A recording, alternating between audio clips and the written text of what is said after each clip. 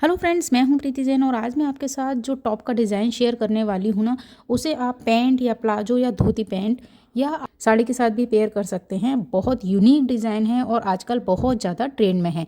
हालांकि ये स्लीवलेस ही ज़्यादा पहना जाता है, लेकिन मैं इसमें एक शॉर्ट स्लीव्स बनाऊंगी क्योंकि इसके ऊपर मैं एक कैप भी बनाने वाली हूँ। तो यहाँ पर टॉप बनाने के लिए मैंने इस 80 सेंटीमीटर कपड़ा लिया है। साड़ी वाला अर्ज है, सॉफ्ट फैब्रिक है, लेकिन इसका जो लाइनिंग है वो मैंने लिया है 1.25 मीटर।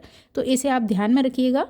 तो देखिए, ये जो कपड़ा है ना 1.25 मीटर, इसे मैंने सबसे पहले किया ओपन और इसे एक साइड से मैं फोल्ड करूँगी। तो कितना फोल्ड करना है, जितना हमारा टॉप है ना उसका आप 2 इंच ज़्यादा ले लीजिए। तो इस तरह से मैंने इसे 12 इंच पर फोल्ड किया है। मैं यहाँ पर 36 साइज़ बना रही हूँ। तो 12 इंच पर फोल्ड करने के बाद मैंने साइड से जो पट्टी है ना उसे पूरी निकाल दी है। उसके बाद हम इसे 4 फोल्ड करेंगे। तो इस तरह से मैंने इसे 4 फोल्ड कर दिया। अब यहाँ पर जो लंबाई है ना वो 21 इंच मुझे लेनी है और ये पूरी लंबाई 21 इंच ही है। अब यहाँ मैं ले रही हूँ शोल्डर। तो शोल्डर जो भी फुल है उसका आपको हाफ लेना है। मैंने 7.5 इंच लिया है। 7.5 इंच ही मैंने आर्म होल के लिए लिया है। उसके बाद चेस्ट का 4th पार्ट यानी कि 36 का 4th पार्ट मैंने लिया 9 इंच और उसमें 1.5 इंच मैंने मार्जिन का ऐड कर दिया। अब यहाँ पर लंबाई में मैं 15 इंच पर एक निशान लगाऊंगी और इसका बॉटम में 21 इंच ले रही हूँ ना, तो 21 इंच पर मैंने एक निशान लगा लिया है। अब 15 इंच जहाँ आया है वहाँ पर मैं कमर का निशान लगा रही हूँ। तो यहाँ वैसे तो मैं बेल्ट लगाऊंगी, तो आप इसे सीधा भी ले सकते हैं। अगर हल्की सी फिटिंग देनी हो तो आप निशान लगा सकते हैं कमर के लिए।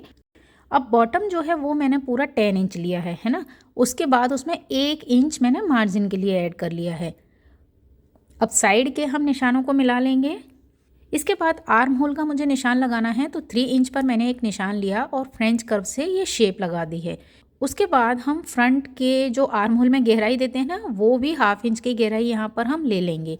अब नेक आपको ड्रॉ करना है। तो यहाँ पर नेक की जो विड्थ है वो मैं ले रही हूँ 3 इंच, है ना। अब बैक नेक के लिए जो गहराई है वो मैंने सिर्फ 1.5 इंच यानी कि 1.5 इंच की गहराई ली है। ये निशान लगाया है मैंने बैक नेक के लिए। फ्रंट की गहराई में ले रही हूँ 7.5 इंच। ये इतना डीप क्यों ले रही हूँ, क्योंकि ये मैं स्ट्रेट वी नेक बना रही हूँ, पूरा सीधा वी, एकदम शार्प वी। तो यहाँ पर ये वी नेक मैंने बना लिया और इसका हल्की सी जो गोलाई है ना बैक नेक के, उसमें गोलाई भी लगा दी है। फ्रंट को भी हम उसी तरह से सेट कर लेंगे। अब ½ इंच मैंने लिया शोल्डर डाउन के लिए। बहुत ज़्यादा यहाँ पर मैंने शोल्डर डाउन नहीं किए हैं, सिर्फ ½ इंच की शेप लगाई है। इसके बाद जो बॉटम का निशान है ना वहाँ पर मैंने हल्का सा गोलाई लगाई है। आप चाहें तो अभी लगाएं या बाद में हम शेप लगाएंगे इसमें। अब मैं इसे कट कर लेती हूँ। तो देखिए, यहाँ पर बहुत ही बेसिक नाप है, कहीं भी कुछ ऐड या माइनस नहीं करना है। सिंपल जो भी आपका मेज़रमेंट है उसका 4th पार्ट लेके हम यहाँ पर ड्रॉ कर रहे हैं। तो एक बेसिक टॉप की जो मार्किंग होती है वैसे ही आपको यहाँ पर ड्रॉ करना है और इसे कट कर लेना है। अच्छा, यहाँ पर हम बैक पीस के जो निशान है उस हिसाब से कट कर रहे हैं। इसके बाद एक पीस मैं निकाल दूँगी और फ्रंट के लिए ड्रॉ करूँगी। अब फ्रंट पीस में मैं यहाँ पर नेक कट कर रही हूँ। तो देखिए, इस तरह से शार्प वी नेक मैंने कट किया है और उसके बाद आर्म होल पर जो निशान लगाया है उसे भी हम कट कर लेंगे। अब यहाँ पर बेसिक हमारा टॉप कट हो चुका है, फ्रंट और बैक पार्ट। इसे हम रखेंगे मेन फैब्रिक पर। तो देखिए, मेरा जो मेन फैब्रिक है ना वो बहुत ही सॉफ्ट कपड़ा है। तो इसके ऊपर आप यहाँ पर ये लाइक्रा फ्यूजिंग ऐड कीजिए तो आपका बहुत अच्छा लुक आएगा। पहले मैं इसे कट करूँगी, उसके बाद मैं फ्यूजिंग को पेस्ट करूँगी। तो जैसे मैंने लाइनिंग वाले कपड़े को फोल्ड किया था ना 12 इंच पर, सेम मैं मेरा जो ये टॉप का मेन फैब्रिक है उसे भी मैंने सेम उतना ही फोल्ड किया है। और एक साइड की जो पट्टी है ना, एक साइड से जो कपड़ा है स्ट्रेट, उसे मैं पूरा निकालूंगी क्योंकि मुझे पट्टियाँ भी निकालनी हैं यहाँ से और स्लीव्स भी निकालनी हैं। तो इस तरह से हमने इसे डबल फोल्ड किया है और इसके ऊपर अपने दोनों पीस रखने हैं जो लाइनिंग के मैंने कट किए थे। क्योंकि हमारा फ्रंट और बैक दोनों ही पैक है, उसमें कोई भी पीस ओपन नहीं है, तो मैं इसे आमने सामने सेट नहीं कर सकती। इसे मुझे दोनों साइड फोल्ड वाला हिस्से से ही रखना है और ड्रॉ करके कट कर लेना है। और चूंकि ये पेस्टल कलर है, मतलब जो इंग्लिश कलर होते हैं ना उस टाइप का कलर है, इसलिए हो सकता है आपको वीडियो में ये उतना अट्रैक्टिव नहीं लग रहा है, नहीं लग रहा हो, लेकिन पहनने पर इसका लुक बहुत अच्छा आया है। क्योंकि पेस्टल कलर के ना पिक उतने मज़ेदार नहीं आते हैं जितना वो रियल में देखने में अच्छा लगता है।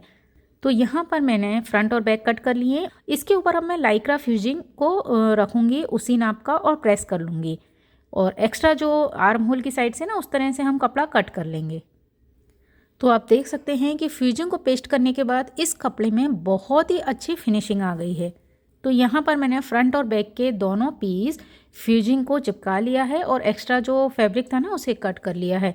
अब लाइनिंग के साथ इसे मुझे सिलना है। तो देखिए दोनों कपड़ों को मैंने अपोजिट रखा और नेक की साइड से मैं इसमें सिलाई लगाऊंगी।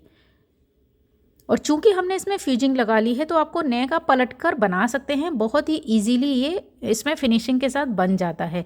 तो यहाँ मैंने इसे अपोजिट रखा, नेक पर सिलाई लगाई। अब हम इसे नेक का पीस कट करेंगे, हल्के हल्के कट लगाएंगे और इसे पलट लेंगे। पलटने के बाद मैं इसे चारों तरफ से अटैच कर लूँगी और सेम इसी तरह से मैं फ्रंट का नेक भी पलट कर तैयार करूँगी और उसके ऊपर प्रेस करके मैं चारों तरफ से इसे अटैच कर लूँगी। प्रेस करने से कपड़े में बहुत अच्छी फिनिशिंग आ जाती है। अब यहाँ पर जो भी एक्स्ट्रा फैब्रिक है उसे आपको कट कर लेना है। अब हमारे फ्रंट और बैक के दोनों पीस रेडी हो चुके हैं। अब इसका जो लुक है ना, जो इसका डिज़ाइन है वो हम इसमें लगाएंगे। तो देखिए फ्रंट का पीस मेरा रेडी है। इसे मैंने किया डबल फोल्ड। डबल फोल्ड करने के बाद एक सेंटर का निशान ले लें।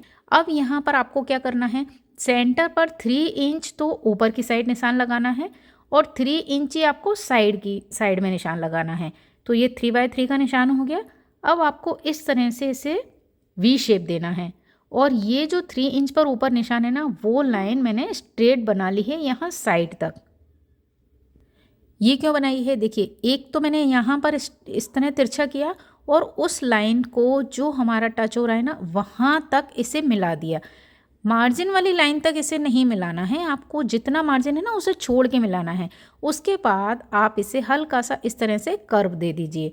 तो ये जो लुक है ना जैकेट वाला, वो पहनने में बहुत अमेजिंग लगता है। और आपने इस टाइप के स्लीवलेस टॉप, कॉट सेट बहुत देखे होंगे। ये डिज़ाइन देखने में जितना अच्छा लगता है ना, बनाने में भी उतना ही आसान है।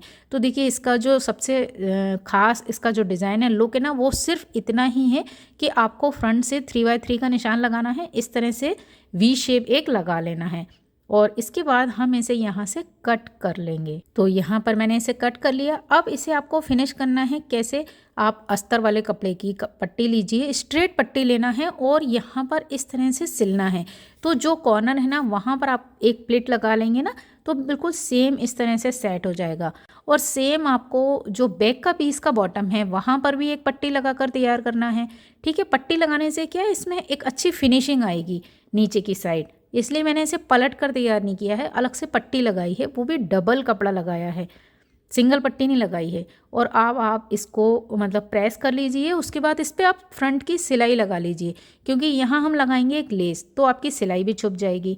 अब इसे मैं डिज़ाइन करूँगी लेस से। तो मैंने एक ना जो पानी वाला कलर आता है उस कलर की लेस ली है, जो इस कपड़े के साथ बहुत अच्छी लग रही है। तो एक साइड के नेक से मैं इसे रखूँगी और दूसरी साइड के कॉर्नर तक फिनिश करूँगी।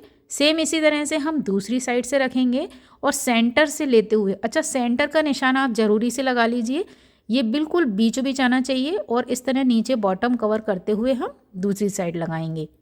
तो देखिए यहाँ पर हमारे फ्रंट के पीस तैयार हैं, बैक का पीस तैयार है और स्लीव्स में इसमें कट करना बताना भूल गई हूँ, शूट नहीं हो पाया है। तो स्लीव्स में भी मैंने अस्तर अटैच किया है। आपने देख ही लिया था कि दोनों पीस मैंने इस तरह से कट किए थे कि साइड का कपड़ा बचा था, वहाँ से मैंने स्लीव्स कट की, अस्तर के साथ तैयार की, उसमें भी मैंने लेस लगा ली है।